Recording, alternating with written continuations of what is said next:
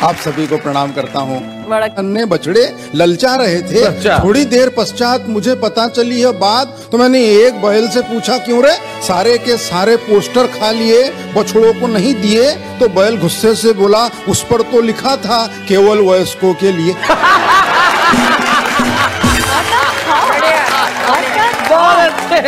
भले ही मैं मद्रासी हूँ, मगर एक सच्ची बात बताता हूँ शैलेश भैया जी। एक दिन कुछ हिंदी के अधिकारी हमारे घर आए, माता पिता जी से कहा, बोले हिंदी में आपका योगदान चाहिए। अब वो दोनों मद्रासी, उनको हिंदी आती नहीं, उन्होंने मुझे सामने कर दिया, बोले इसको लेके जाइए। 4 पंक्तियां पढ़ रहा हूँ कि मित्र की असफल शादी के बाद जब सफल तलाक हुआ। सफल शादी के बाद जब मित्र की असफल शादी के बाद जब सफल तलाक हुआ, तब तलाक के दस्तावेज पे दस्तखत के लिए मित्र के पत्नी ने पुराने संबंधों को याद करके थोड़ी सी हिम्मत करके मित्र से पूछा, आपके पास पेन है क्या? मित्र बिगड़ते हुए बोला, बिछड़ते हुए भी तुमने किन शब्दों को छुआ है, अब पेन की क्या कमी है, सारा पेन तो तुम्हारा ही दिया हुआ है। गोविंद भाई साहब, मेरे पिताजी, मेरे दादाजी, मेरे बड़े भाई सभी पुलिस विभाग में हैं। हमारे खानदान में कोई कवि नहीं शैलेश भाई जी, सिर्फ मैं अकेला ही कवि हूँ। कभी कभी तो मेरे पिताजी मुझे गौर से देखते, आखिर गलती हुई कहाँ।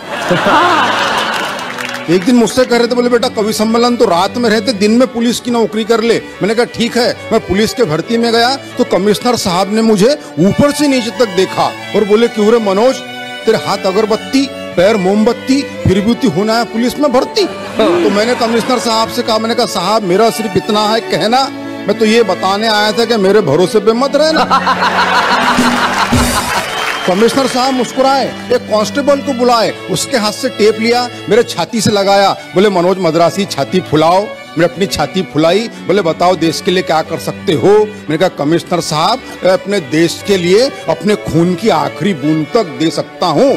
कमिश्नर साहब खुश नहीं हुए, फिर टेप खींचा, थोड़े ऊपर लगाया, बोले मनोज छाती थोड़ी और फुलाओ। मैंने अपनी छाती थोड़ी और फुलाई, बोले अब बताओ देश के लिए क्या कर सकते हो? मैंने कहा कमिश्नर साहब मैं अपने देश के लिए अपनी जान तक दे सकता हूँ। साहब खुश नहीं हुए, फिर टेप खींचा, थोड़े ऊपर लगाया, बोले मनोज छाती थोड़ी और फुलाओ। मैंने अपनी छाती थोड़ी और फुलाई, बोले चलो अब कोई ऐसी बात बोलो जिससे हमारी भी छाती फुल जाए। मैंने कहा साहब 2 लाख तक दे सकता हूँ।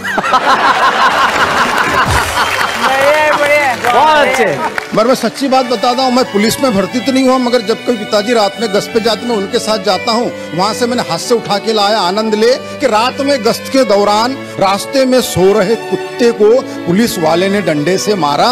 कुत्ते ने गुर्रा के देखा और चुप हो गया बेचारा। मैंने कुत्ते से कहा, अरे पुलिस वाले ने तुझे डंडे से मारा, क्या तेरे मन में उसे काटने के भाव नहीं जगे?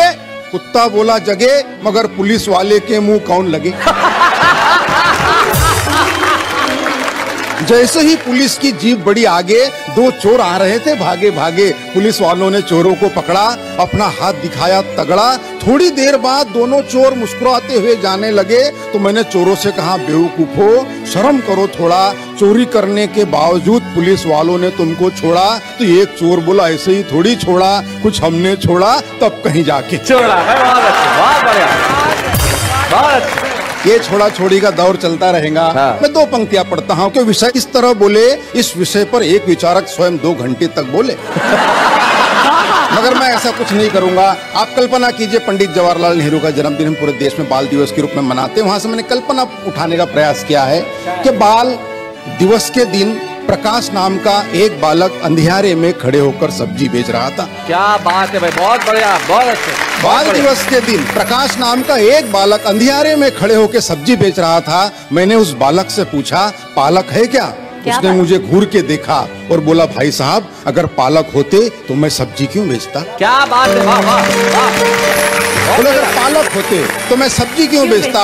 मैंने कहा बेटा मैं उस पालक के बारे में नहीं पूछ रहा, ये बता ये पालक क्या भाव बेच रहा? उसने फिर मेरी तरफ देखा और बोले, ले जाओ, वैसे भी आजकल पालक को भाव कौन देता? क्या बात है। बोला ले जाओ, वैसे भी आजकल पालक को भाव कौन देता? तब जाके मैंने लिखा है कि कहीं छाव कहीं धूप होते हैं, बच्चे बच्चे भगवान का रूप होते हैं, कुल का दीपक बुढ़ापे की लाठी, जाने कैसे ख्वाब सजा लेते हैं, बच्चों का भविष्य उज्जवल हो, इसलिए माँ बाप अपना वर्तमान जला देते हैं। क्या बात है, वाह वाह भाई, बहुत अच्छा। माँ बाप अपना वर्तमान जला देते हैं कि चेहरा खिला खिला था, मित्र आज बरसों बाद मिला था, उसके ठाठ बाट देखकर कई विचार जागे मेरे खोपड़ी में, ऐसा लगा जैसे कृष्ण आए हो सुदामा के झोपड़ी में। ऐसा लगा जैसे कृष्ण आए हो सुदामा के झोपड़ी में, मिलते ही बोला यार तू आ कभी नजदीक ही, मेरा बंगला है, गाड़ी है, नौकर है, चाकर है, विदेशी बैंकों में लॉकर है, सुंदर सी पत्नी है,